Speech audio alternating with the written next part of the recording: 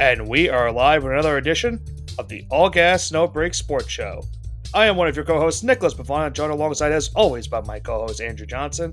Now, Johnson, a very interesting week number 14 that we had in the NFL this past week. A lot of high-scoring matchups. We had a thriller on Thursday night, a very weird ending on Monday Night Football, and also another weird ending on Sunday Night Football. And a lot more teams trying to, further cement themselves into the NFL postseason picture, as the NFL regular season is now dwindling down to the last couple of weeks. We're now heading in to week number 15 upcoming this week. Some teams have already clinched their playoff spots. Some teams still trying to clinch their playoff spots. And some teams this weekend could potentially clinch those playoff spots with victories and maybe some help along the way. Well, this wasn't on our notes, but a very special team clinched their ticket to Cancun in South Florida, and that was the New York Jets. So they clinched their ticket to Cancun, and when's the last time been in the playoffs? 2011? They have not made the playoffs since the 2010 season when they went to the AFC Championship game. I believe they now have. Hey, every other team in North American sports has made the playoffs in that span besides the Jets. Yep, that's exactly where I was going. I was going to say that. I think the Jets now hold I think the Jets still hold the longest streak for missed consecutive postseason appearances at what is it now, 14, 15 years now? Pretty impressive, because the Knicks have had 3 rebuilds and have been to 3 different playoffs. I know. Listen, we give the Knicks a lot of flack, but they've had 3 separate rebuilds with 3 separate teams make 3 separate playoff runs in that span. Yeah. So lot to take in there if you're a Jets fan. Yeah, it's been a season for the Jets. That's probably putting it lightly. But yeah, I'm not surprised that's where you wanted to start off with the show, because I know how much you love the New York Jets. But yeah, they suck. They suck. They are really, really bad. I'm trying to see where they are. They were picking number 7 in the draft, and the season ended today. Oofa. That's really good. Well, they can maybe get some guy who would be like the 30th pick in any other draft, but I guess. Find out. Well, let's talk about Aaron Rodgers. Speaking of the Jets, and let's talk about Aaron Rodgers' former team. Let's talk about the Green Bay Packers and what happened to them on Thursday night last week against the Detroit Lions. A wild finish to this game between these two teams. Lions early on had a 17-7 lead going into halftime. Looked like the Packers were pretty much struggling on both sides of the ball. And then the second half started, and they really kind of picked it up. A quick touchdown. Then they got a turnover to force and get another touchdown just a couple plays later. And they took the lead in the third quarter. The Lions would get it back going into the fourth. The teams would trade field goals as well as touchdowns in the fourth quarter. And at the end of the game, a very gutsy call by Dan Campbell really solidified the Lions getting this victory. 4th and inches. The Lions are in field goal range to try to get the game-winning field goal against Green Bay. They go for it. Almost mishap on the play as Jared Goff slips on the play. Still is able to hand the ball off to David Montgomery. He gets the first down. Lions are able to run down the clock and get the field goal to win the game. They get their 11th straight win of the season. Now go to 12-1 on the year. 34-31 over the Packers on Thursday night. A tough loss for Green Bay, because not only do they lose this game, pretty much cements that they're going to be a wild card team at best this season. They're now 3 games back in the division behind Detroit, and they've already lost both games to the Lions this season. So effectively, you're 4 games behind in the division as it stands. So it looks like they'll be a wild card team at best this season. That's where they were last season in the postseason year. And meanwhile, for Detroit, Johnson, they are still on top of the NFC standings. Another tough game upcoming on Sunday, but they're trying to cement themselves as having home field advantage throughout the NFC playoffs. So we call it a gutsy move because it worked, but in reality, that is catastrophic. The dumbest play call I've ever seen from a head coach. This is worse. This is worse than the Mike McCarthy Zeke center play. No, it's not. It is. No, it's not. By far, it is. He has the game won. How is it worse? No, but here's why I understand why they did it. Here's why I understand why they did it. I'm not saying I'd agree with it whatsoever.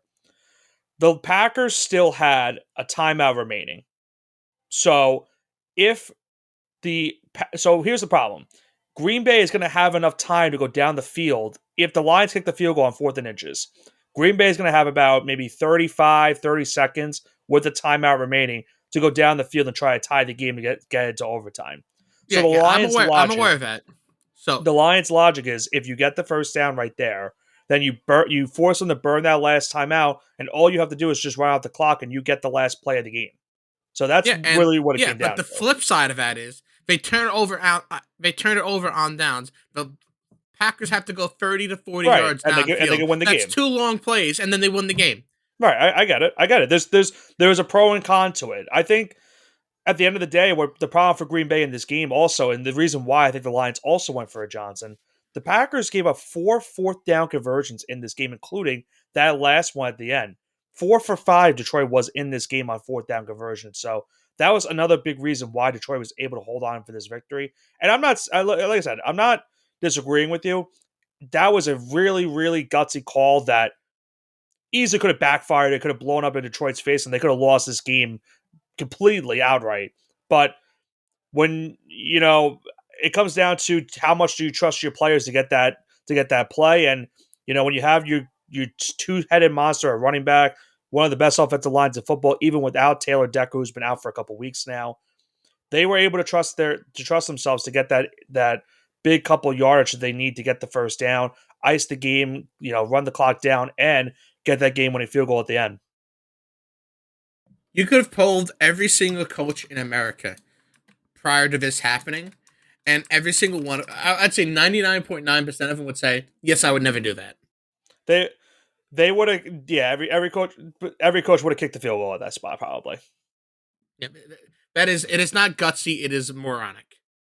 I think It's only gutsy because it worked. How about ball? Is it a ballsy play? Because it's like You can call it gutsy, but whatever you want. They're all synonyms, but he is a moron for making that play. I'm not. Yeah, listen, it's definitely a moronic play because it easily could have backfired, like I said, but it worked out. So that is something that you'd be saying. Oh yeah, they snatched defeat from the jaws of victory. If it actually doesn't work out like that. Like remember last year with that play with the Cowboys where they try to run that 2-point conversion, and if not for that ineligible man downfield, they get that conversion and they win the game. And everyone is now calling him a moron at the end of the game, but they still call him a moron at the end of the game because they lost the game and could have easily went to overtime instead of that sequence. So there's the thing there's with like the actual play itself. It's different narratives for it. If he takes the field goal, there's a strong possibility, assuming he doesn't miss, right? Let's assume he doesn't miss. There is a strong possibility that they do not have 35 seconds. In 30 seconds, they can't go the entire length of the field if they just do a touchback. So they're not going to be able to go 40, 50 yards, right? Right. They if they get, so let's say if they kick the field goal on the fourth down and they give the Packers the ball with about 35 seconds remaining, they're going to start the drive at the 25. So I don't know. I think the problem for the Lions was their defense really played bad in the second half after a good first half of the game. Their defense made some decent plays towards the end, especially on that goal line stop, the previous drive before the Lions got the ball back to end the game. And that's another reason why they were able to win. But I could see why, because when you're in that defense at the end of the game, when you're playing kind of prevent, there's a lot of open holes you leave sometimes underneath, and that leads to me, a lot of that's yards a coach. happening. That's if I'm a defensive player, that coach is telling me he doesn't trust me. That's what that told me right there. He did not trust his defense. Well, you got to remember they went into that game with pretty much their entire defense injured. I think they had 13 players total injured, and I think 10 of them were on the defensive unit. I could be wrong. I could be making the number up of defensive players out, but there were a good amount of defensive players out for the Lions going into this game. Not being able to trust your defense for 30 seconds is crazy talk, but it's still a lot of time. You might not think it's a lot, but it is still a lot of time in football, especially with the timeout remaining. Yeah, it's a lot of time if they have to go the entire length of the field. But they don't necessarily have to go the entire length. They would just need a field goal, and they force overtime. Yeah, but here's the thing: if they don't get that play, they don't force overtime. That's the field goal to win the game. Again, I'm not disagreeing with you. I understand what you're saying. If they don't get it, then yes, the Packers all they need is the field goal to win the game. And you could probably look at the ESPN analytics. At that point, they probably had a 99% chance of winning that game. I would almost guarantee. If you want to go look back at that chart that ESPN provides, so why would you eat? Why would you mess with that? Why would you Because mess with the analytics? Danny Campbell doesn't like the analytics. He likes going Yeah, for it. it's really gonna backfire on him one day. And it's gonna backfire in the It Super Bowl. back That's what's gonna it happen. backfired. Remember, it backfired on them in the NFC Championship game against San Francisco. That's exactly what happened. They had a couple fourth down conversions missed because of drop passes. So the Lions need to make sure that they keep this rabbit's foot luck with them, because you're probably not wrong. It probably will eventually run out, and it's going to cost them a key significant spot, whether that be maybe their upcoming game this weekend, maybe a playoff game, hell, maybe even the Super Bowl if they get to the Super Bowl. So I'm not disagreeing with you whatsoever. I think they definitely need to play it safe, but they've been getting away with it so far. They're kind of like they're the NFC's version of what the Chiefs have been going through in the AFC right now. Yeah, I'm And glad you brought them up too. We'll talk about them later. Talk about them later. yeah. But before we get to that game, I mean, we got to talk about what happened in Los Angeles. A wild game between the Bills and the Rams, one of the highest scoring games we've had all season. Back and forth action, great offensive play, especially from Josh Allen, who, in my opinion, Johnson, probably, unless barring some big collapse in the next 4 games, I think this cemented himself as the NFL MVP. Allen throws for 342 yards, 3 passing touchdowns, rushed for 82 yards, 3 touchdowns, 6 touchdowns total for Josh Allen in this game. But despite that fact, Johnson, it is still not enough for the Bills to win this game. Matthew Stafford, 320 yards passing, 2 touchdowns. Kyron Williams had 2 rushing touchdowns as well. Puka Nacua showed out in this game, a rushing touchdown, 162 yards receiving, and a touchdown. Cooper Kupp had a touchdown as well. And the Rams pull off what a lot of people seem to be calling it an upset win over the Buffalo Bills, 44-42 the final. A huge win for Los Angeles. They stay alive in not only the NFC wildcard race, but the NFC West divisional race, as they're 1 game behind the Seattle Seahawks. And meanwhile, for Buffalo, it's kind of a crucial loss, Johnson, because they do own that tiebreaker over Kansas City, but with their loss and the Chiefs' win, they're now 2 games back in the loss column of Kansas City, trying to get a home field advantage in the playoffs. I'm going to talk about the MVP race here for a second because this is so fickle. It can change at the drop of a dime. Patrick Mahomes is still plus 4,000, which is crazy to me. But let's talk about the top 5. Like you said, you have Josh Allen, who is minus 450 right now. Saquon Barkley plus 400. Lamar Jackson plus 1,400. Jared Goff plus 1,300. And Pat Mahomes plus 4,000. Lamar Jackson 2 weeks ago was minus 200. Yeah, So his implied odds of winning the MVP was like 66% 2 weeks ago. So don't just give it to Josh Allen yet because it's still a month of football. that's fair. I think for me, it comes down to what he's He's in the done the driver's last seat right now. couple weeks. He's in I the think driver's seat right now, but he's in a firm driver's seat to win it. It's going to come down to what Buffalo does these next couple weeks, because you have an unbelievable game on Sunday between them and Detroit. Then you have the Patriots twice and the Jets once. So you would think, other than this upcoming game against Detroit, that as long as he's able to play the way he's been playing in the final 3 weeks of the season, he more than likely would win MVP this season, even if absolutely, I agree. Saquon was to break the rushing record, even if that was I to think happen. I'm still going to advocate for that. I know he's an Eagle and you don't like him, but I'm going to advocate. If he No, breaks the rushing record, it should be there's Saquon. nothing there's nothing bias about it. Nothing whatsoever. If Saquon broke the rushing record, it's, you know what it is, Johnson. Can I say it's kind of like what's happening in college football also? Because With Genti and Travis Hunter. Because Genti might break the record in college, and it might not matter because he's probably going to not win the Heisman to Because there's Travis Deion Hunter. Sanders 2.0 in college right now. Right. So you have this sequence and listen, it's not saying that, like, remember on a college show I said Genti should win. In my opinion, I would give it to Genti. Again, there's no bias whatsoever.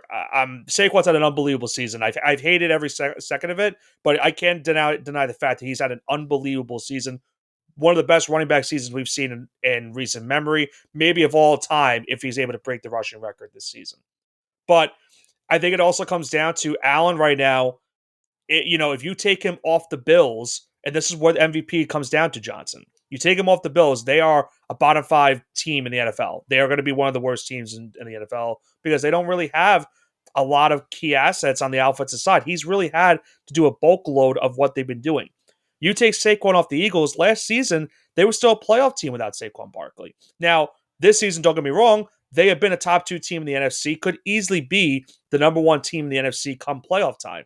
So it comes down to what you factor in as the MVP, and Allen has certainly cemented the reason why the Bills are at 10-3 this season. A lot of people thought that the Bills were going to struggle this year and maybe be a wild card team. They've already clinched the AFC East, and now they're just trying to get home field advantage. I think you kind of summed up everything I want to talk about here. But speaking of the other team in the AFC that's vying for the number 1 seed, the Kansas City Chiefs continue their voodoo magic, this time on a doink to win the game against the Chargers this past weekend. You think Matt Nagy had some Vietnam flashbacks when that doink happened? A little bit, but this time it ended positively for him. So yeah, I know. He probably heard the sound of the ball hitting the upright and thought, "Oh my god, it happened again to me." And thankfully for his case, it did not. It worked out in his favor. Chiefs win 19-17 over the Chargers. Very defensive showdown between these two teams. The Chiefs, with the win, clinched the AFC West. I believe now for the 9th straight season, they are the AFC West champions. A tough loss for the Chargers because they really played a good fight in this game. It was all Chiefs in the first half of this one. The Chargers really cemented it, put themselves back into this game in the second half, going into the fourth quarter with a 14-13 lead. But their offense just couldn't really pick up any steam that they had in the third quarter going into the fourth quarter. Chiefs hold on for the win. Now a 2-game lead over Buffalo for home field advantage in the AFC playoffs. And the Chargers, they now lose this game. They're obviously now in the wild card race with the Chiefs already clinching the division. And now it comes down to, can they clinch one of those final wild card spots and get into the playoffs this season? So what do you think is going to end? Depends. What do you This nonsense of the Chiefs, because we're talking about for the all these teams are kind of interconnected, right? The Bills, the Lions, the Chiefs. But the Chiefs and the Chiefs feel like they're the luckiest out of all these teams. Like the Lions feel like they're a legit far. team. The Bills feel like they're a legit team. But the Chiefs sit on top kind of almost by themselves. They're like, these two teams are still a pedestal below them. So my question is, when do you think this is all going to stop? Or do you think this really happens to another Super Bowl? They are the worst 12-1 team in modern NFL history. And they just win a Super Bowl since the 2020 Steelers. Because that team wasn't good either. No, but like the 2020 Steelers still had a better point differential than the Chiefs did. So this statistically is the worst team.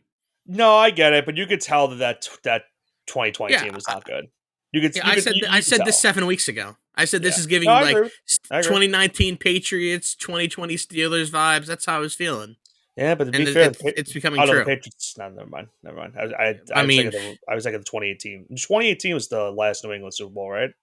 They won it in 2018, yes, but 2019 was the last. That was Tom Brady play. Yeah. I was trying to get my years right. I was trying to remember that. I don't know. It's weird because you look at their schedule, like Cleveland. They probably get the job done in that game. It might be closer than people expect because the Browns haven't been playing too bad as of late. The Texans need this game because they still have their own destiny, control their own destiny of clinching the division.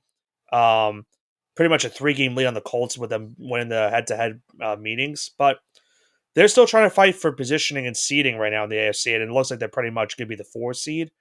And then obviously that game on Christmas Day against the Steelers, that's gonna be the game where I think you have to watch out for if you want to see if their magic potentially ends. Because if there's another team that has had some magic like that over the last couple decades, it's the Steelers. Every single time we think that they're going to be bad, they somehow turn out to be a 500 plus team. They make the playoffs just sneaking in. Because that's just how it is. I'm more of a believer when I kind of see it happen with the Steelers. Like, like with the Patriots from in 2014 and 15, like the rumors of their demise were greatly exaggerated because they won 3 Super Bowls after that point. When they're saying in 2012, 2013, the Patriots that they were done, but yeah. I was thinking that especially because after when Ben Roethlisberger retired, they transitioned to Kenny Pickett, and they still were able to get a 500 plus, 500 head season. coach, man. Yeah, that's exactly what it comes down to. And then you can make the same case for the Chiefs and Andy Reid because ever since Andy Reid's gone to Kansas City, it's just been great things for the Chiefs ever since. Even before Patrick Mahomes was drafted for that team. So Ooh, that I won't. That I won't say. they made the He playoffs a had a couple hit. times. Yeah, but he had the Not saying nastiest they did choke anything. jobs Not saying in the no. I playoffs agree. I for agree. Patrick Mahomes. I agree. That game against, what was it, the Raiders? Or it was No, the it was Titans. also the Titans. Yeah. That was a 38-point choke job in the second half, wasn't it? No, I know what game you're talking about. You're talking about the Colts. They had a Colts game. 38-10 lead, I believe, against the Colts, Yes. and they lost 45-40 4. something. Yeah, they Andrew Luck had one of the greatest postseason comebacks of all time. I know what game exactly you're talking about. And then you had The, the then they had the Mariota choke pass. job against Mariota and the Titans. Yeah. Yes, So yes, they had a long history of choking before Patrick Mahomes and right. Tyreek Hill What really I'm showed up. saying is, before Reed got to Kansas City, the Chiefs were bad. Like they were not playing great football. When they had I think it was Todd Haley as their head coach. And he got there. They got some playoff opportunities. They obviously choked in those opportunities. And then once Mahomes got there, they did choke that first year against New England, but they have won Super Bowl since. So it has been all forgiven for obviously at this point. And who knows? Maybe they get another one this year, which I know you and a lot of people would not like to see it if that were to happen. So Absolutely not. we'll see what happens comes postseason time. Final game of our slate, Johnson, was a Monday Night Football game. Now, these two teams have had a pretty bad season. Let's just face it facts. I mean, the Bengals were going into this game where I think we're 1-7 in one possession games this year. The Cowboys obviously lost Dak. He's been out for the whole year. They're 5-7. They were maybe holding on to a slim sense of hope that maybe they could sneak in as a wild card because they've been playing a little bit better as of late.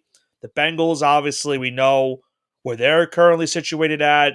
Pretty much 3 or 4 games out of the wild card just to get even in. Pretty much looks done for them. But the way this game ended was one that I probably have not seen maybe ever for these two teams, especially. Bengals and Cowboys were tied 20-20 with about a minute and change left in the fourth quarter. Cowboys block a punt, but the problem is, Johnson, on the blocked punt where they were trying to recover the ball, one of the Cowboys players touched it after it passed the line of scrimmage. It became a live ball. The Bengals recover it. They get the football back after they got their own blocked punt. 3 plays later, Jamar Chase and Joe Burrow connect for a touchdown. They hold on to win 27-20 the final in this game. Both teams now go to 5-8. Their playoff chances are pretty much slim to none, if anything, at this point, if it makes any sense. But you know what? It just a weird, weird way that this game ended on Monday night. That's all I can say about it. So do you want to give the Cowboys a participation trophy, or because they almost won a game at home? No, No. no, no. They got So they got that against they got their win against the Giants. So I mean, they're not going to go winless. yeah, I have a I funny know, stat but about the Giants too, by the way, which comes down to home games. If you didn't know about the stat, did you know if the uh, Giants do not win their last couple of home games, which if you look at their home games, Johnson, they're probably not going to win them. The Giants would they become the might. first. You think they could win one of those 3 games left at home? Well, they have the Ravens and the Colts, right? They have Baltimore this weekend. Or I'm sorry, I meant 2. They have the Ravens and the Colts. The Colts is their legit only hope. They're not beating the I figure Ravens. they could beat the Colts. They're not going to beat the Ravens. Yeah. So if the Giants lose both of those games, they would become the first team in NFL history to go winless at home in the regular season. Well, you guys have a chance to make history, but I hope you don't. I hope you win both of them. Which I don't know how it's possible that doesn't seem right because we've had 0-16 teams too. Yeah, Maybe it's I don't because of think the that's. no. You know what it might be? I know what it was. I think it's because of the extra game. So the Giants had an extra home game. So because of them having the Maybe extra home game, then they would have the most losses at home in a single regular season. season. Yeah, that's So I stupid. think that's exactly what the ad was. Because You're I thought really, of you're yeah, really, you're really trying to drag out. Not you particularly, but people trying to drag. just keep just keep Keep pouring on a the narrative, fire. keep some narrative. Yeah, that's just a dumb narrative. Oh, they have more losses at home than the 0-16 Browns. Well, Yeah. yeah, maybe statistically that's true, but Yeah, I like it took Seem me a right. second. I'm like, we've had an 0-16 Browns team. We've had an The 0-16 Lions. Lions team. Like how the hell are the Giants gonna have the most losses in a regular season at home? And then I just realized I was like, oh right, that's right, the extra home game. So that's probably why. And it probably does happen. It would be funny if they ended the Colts' playoff hopes if that were the case, but they're not It going to be would. either of those teams. They're not going to be either of them. But yeah, that was my stat bet them. But yeah, thankfully for Dallas, the Giants exist at home, so Dallas doesn't have a worse home regular season record than them this season. And funny enough, they beat the Giants to get that one win. But yeah, they now drop to 5-8. Bengals go to 5-8. Sure. That's pretty much all I can say about it because that game was very, very wacky at the end of it. But now we know, Johnson, that going into this weekend, week number 15, we have a very loaded slate going into the week. 2 Monday Night Football games, Sunday Night Football, Thursday Night Football, obviously, and then we have some big, big primetime games on Sunday that could really shape up the playoff picture for this season's postseason. So let's get things underway. Now, last week for you and I, a pretty overall solid week. We did have our first push of the season. Funny enough, I took Packers +3. You took the Lions -3. A double push for us. You don't really see that very often. I go 2-3 the rest of the way. You go 4-1. So we continue to have a nice, little good season in the NFL compared to what's going on in college for us. But let's see if we can mender that ship in the CFP. Yeah. Going in Plus to 11 right now, so I'll take it. yeah, Up 11 units. yeah. Like I said, like it was a long road to get here, but we're here, and we just got to make sure we keep this record above 500 going into the last couple weeks of the season. First game we have on the docket, Johnson, the Rams going into Santa Clara to take on the 49ers, a huge pivotal divisional game in the NFC West on Thursday Night Football. The Niners are at home a 3-point favorite. The over-under at 49.5 for this game. You get the sense, shots, and the Niners cannot lose this game if they want to have any hope in the playoffs. Yeah, Niners going to win this. It's Niners -3. Rams used up all of their ammunition last week, so it's going to be Uh, Niners I -3. am glad you said that. I agree with you wholeheartedly. It's going to be a mush, but the Bills had the same sequence happen on Sunday where they came off that big win over the Niners. A lot of people were riding high after what happened, and then they had the letdown spot defensively, especially against the Rams. The Rams now coming off this Super Bowl-esque win against Buffalo on Sunday now go into Santa Clara to take on the Niners. I think this is a perfect game for San Francisco to get back on track. And with the win, and maybe if Seattle loses as well, just be one game back of the NFC West once again. So don't get on San Francisco just yet in the playoff race. I have the Niners as well, -3 for that game. What do we have on Sunday, Johnson? A lot of big games. We have the Miami Dolphins going on the road into Houston to take on the Texans. Texans are at home. They are a 3-point favorite, and the over-under slate at 46.5. Give me Texans -3. I don't think we have to think much about this. I'm gonna go the opposite. I'm gonna go Dolphins +3. I really haven't been impressed by Houston all season. Um, and Miami is at the last end of their rope. They cannot afford to lose any games at this point in the season. You're placing a team that's obviously in a divisional race, so it really doesn't affect you in the wild card race. You're going to need some help as well on the weekend if you want to keep your season alive. I think the Dolphins cover this game. I would not be surprised if they just won outright in this game. So give me Miami +3. So we have that game. And then, Johnson, because of that, the help that they could get is from a team that's also in contention with them in the wild card race as the Indianapolis Colts go into Denver and take on the Denver Broncos. Broncos are a 4-point favorite at home with the over-under at 44.5. Colts +4. Broncos, I don't know. They don't know if they want to be good or not. So Broncos, I'm going to say Colts +4 here. Okay. I'm going back and forth on this game because I don't know what to think about the Colts. Colts have been like probably the weirdest team for me all season. Also, like I don't know if they're good or not. Like I really can't tell if they're a decent play, like a potential playoff team or not. Um, Give me Colts +4 as well. I think Denver. I think Denver might win, but it might be like a last second field goal and they get the win. but I can also see the Colts win this game outright. So I don't really have like a good gut feeling about this pick. So I'll just take Indy +4 to try to cover and maybe potentially get the win on the road. All right. So the next game we have the Buccaneers going into Los Angeles to take on the Chargers. Chargers at home. They are a 3-point favorite, and the over under slate at 45.5. Chargers -3. Bucks have the weapons, and the Chargers defense is gonna be very stout. So give me the Chargers I got -3 Mike Evans. to win and cover. I got Mike Evans still. Bucky Yeah, on Irving. half a hamstring. Yeah, that's also true. But you said it best. The Chargers defense could play the big factor in this game. I don't know if the Buccaneers are going to have enough to win this game defensively. I think also for the Chargers, it comes down to will they have guys like Ladd McConkey back for this game? If they get Ladd McConkey back, that's huge for them in the passing game because Justin Herbert, for the majority of that first half, was really struggling to throw the football down the field.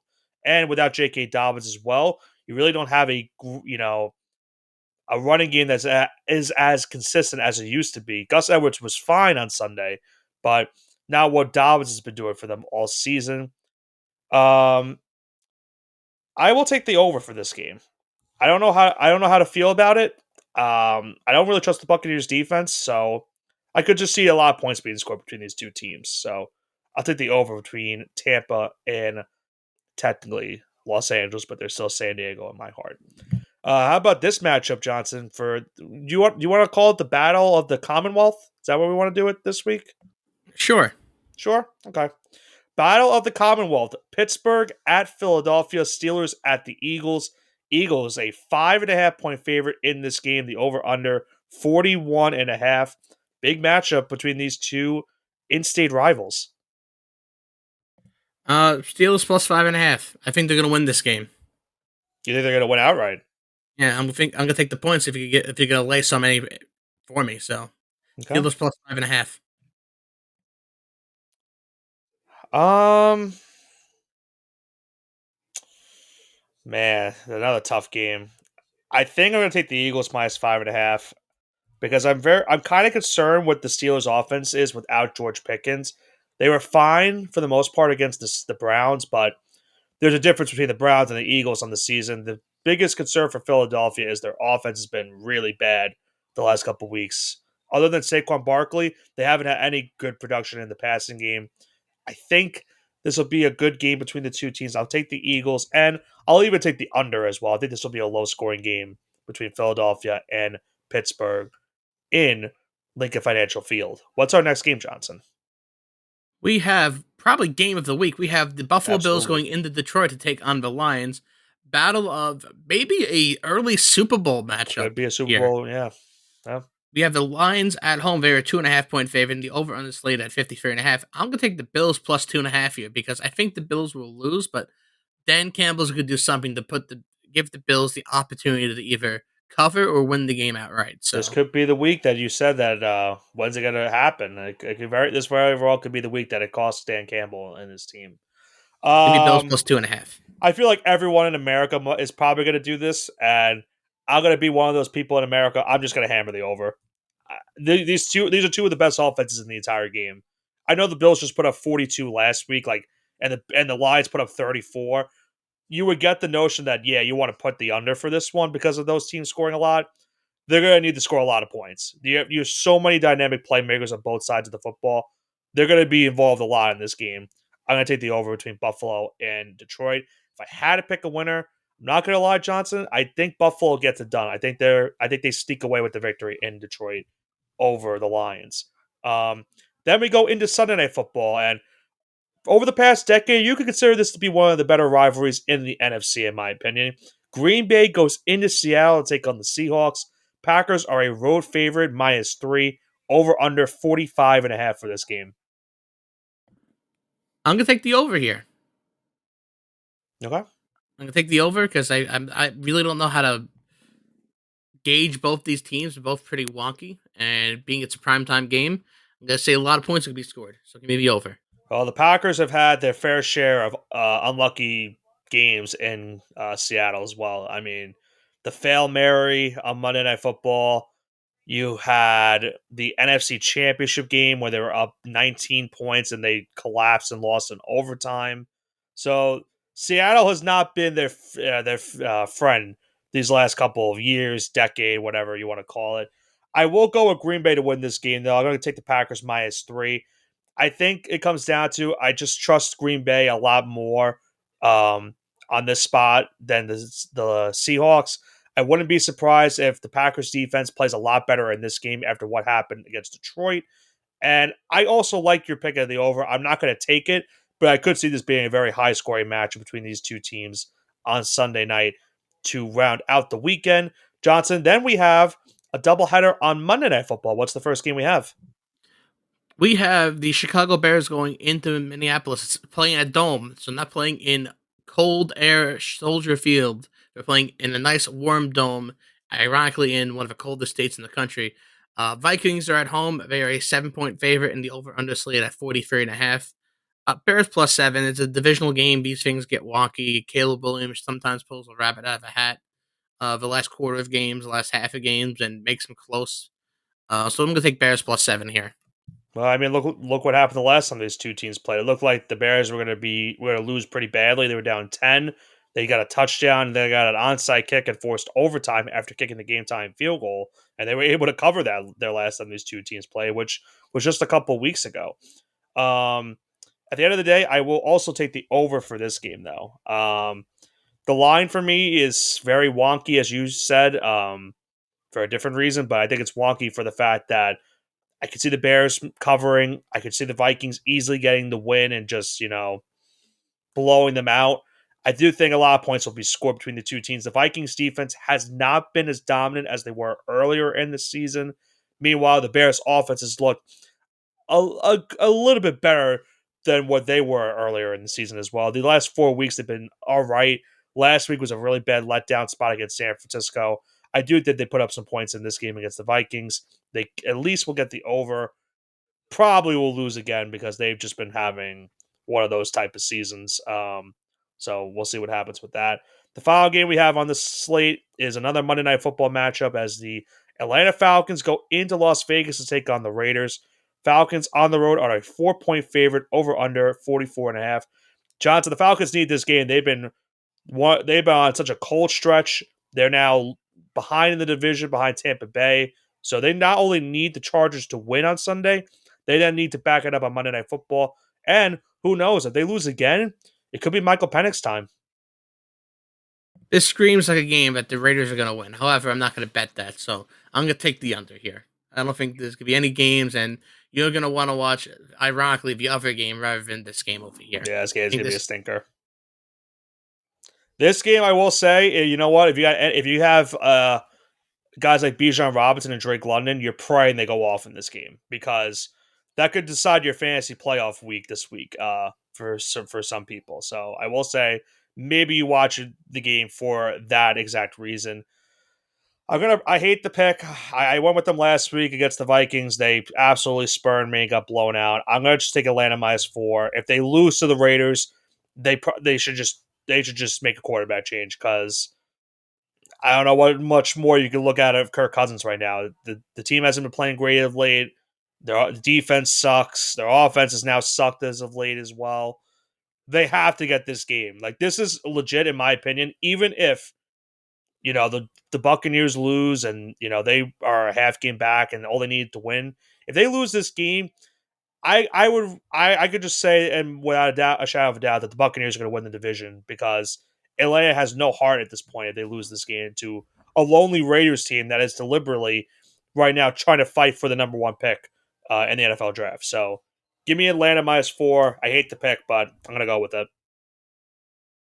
And that wraps up our mushing hour. Is there anything you'd like to say before we wrap up the entire show tonight? Yeah, let's just make sure Tommy DeVito just keeps tanking. That's all I'm going to say about that. I'm just going to say that. Last time the Giants played the Ravens at home, the Ravens actually lost. So let's make sure. Yeah, no, we don't want that again. We can't harm you at all. We're not taking Travis Hunter. The Raiders are also funny. It's just funny though. It's just funny though. All I'm going to say is If you beat the Cardinals this week, I'm gonna laugh. Yeah, I will too because I won't know what to believe anymore. You gotta believe in Drake May. At least you have a quarterback. Allegedly, we'll see. You still, Give him some still, weapons, see how he does. all right. Yeah, I was gonna say, give him some weapons, even though you dropped KJ Osborne. At least you don't have him anymore. Yay, that's so great. Oh, but I've Vikings almost pulled the forgot fourth string. Johnson. We almost forgot this on our slate, and I cannot believe we almost forgot this. So let me bring this up before we do wrap this up. What are your Speaking thoughts of about Bill Patriots, Belichick? Speaking of the Patriots, what are your thoughts about Bill Belichick, the new head coach at the University of North Carolina? Some college football news UNC will be here a at college NFL football playoff podcast. team within 2 years. Really?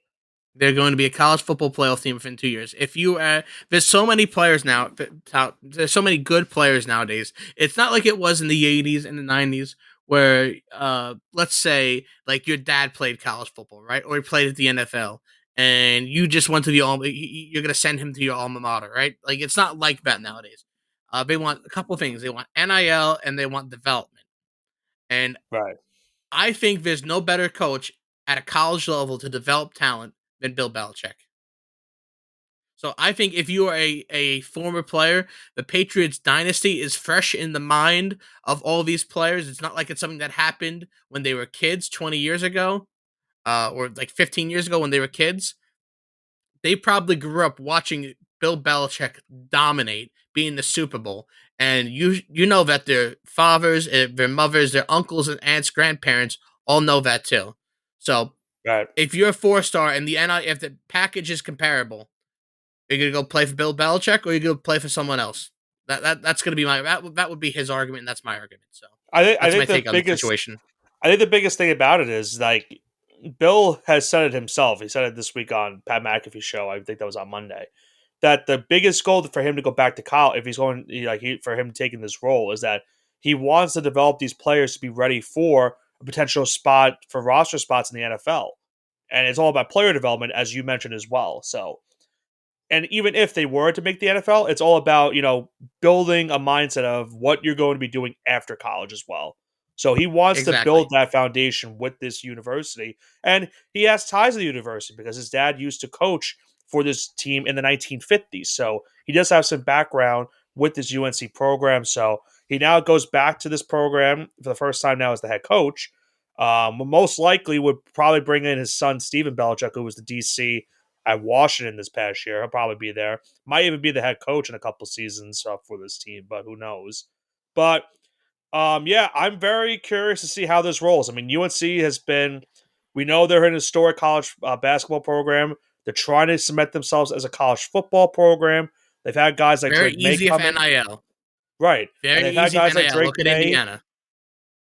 True, true. Indiana, yeah. I mean, they brought in Signetti from James Madison, and they go from a really bad bottom feeder in the Big Ten to now a college football playoff team. So you're absolutely right. Bill could easily make this team in 2 years a potential college football playoff threat, kind of like how Dion's also doing it in Colorado, because they at one point this season were in the college football playoff. If they didn't falter at the end, they would have been in the college football playoff. So I could see it. I'm not, especially in the ACC. It's not really, it's not a dominant conference. It's really up for the taking. So Yeah, really, because I think they can be better than Clemson in 2 years. That's not really saying much. I saw a tweet on Twitter. It's saying, "I can't wait to see Bill Belichick watch Dabo run down the hill at Clemson and see what his thoughts about it are."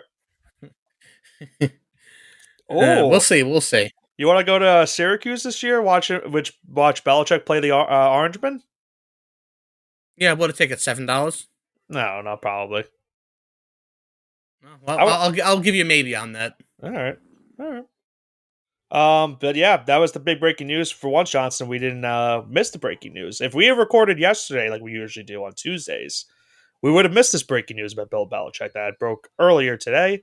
Thankfully, we did not miss it this one time. But yeah, he's the new head coach at UNC, and we'll see what happens for that program. But I will say, Johnson, the luckiest man going right now is Mike McCarthy because he might He get still has another a year. job. He might get another year in Dallas with this news. That's all I'll say about that. He might get one more season because it seemed destined that Belichick was going to go to Dallas potentially, become the new head coach. That's now not necessarily the case anymore. Now it comes down to, will Dallas fire McCarthy at the end of the season, or will they just retain him and then wait another year to see who could potentially be maybe their new head coach if they plan to do that? So a lot of things to break down for that specific news, and what the domino effect is at the end of the day for not only college football, but for professional football as well. As now for us, Johnson, we head into week number 15 in the NFL season. It should be a wild ride to seeing which one of these teams and can fully further themselves into the postseason picture. So we're going to find out what happens this weekend. But that is going to do it for this week's edition of the All Gas No Break Sports Show. Big games are coming this week in week number 15. Rams and Niners on Thursday night in a pivotal divisional matchup in the NFC West. You have Buffalo and the Lions in a potential game of the year, potential Super Bowl preview on Sunday. You have as well the Steelers and the Eagles, Packers and Seahawks on Sunday night. And there are 2 Monday Night Football games as well. So a whole slate of football for week number 15 should be a fun weekend of action. This has been Nicholas Pavona, joined alongside by my co-host Andrew Johnson for the All Gas No Break Sports Show. Have a great rest of your weekend.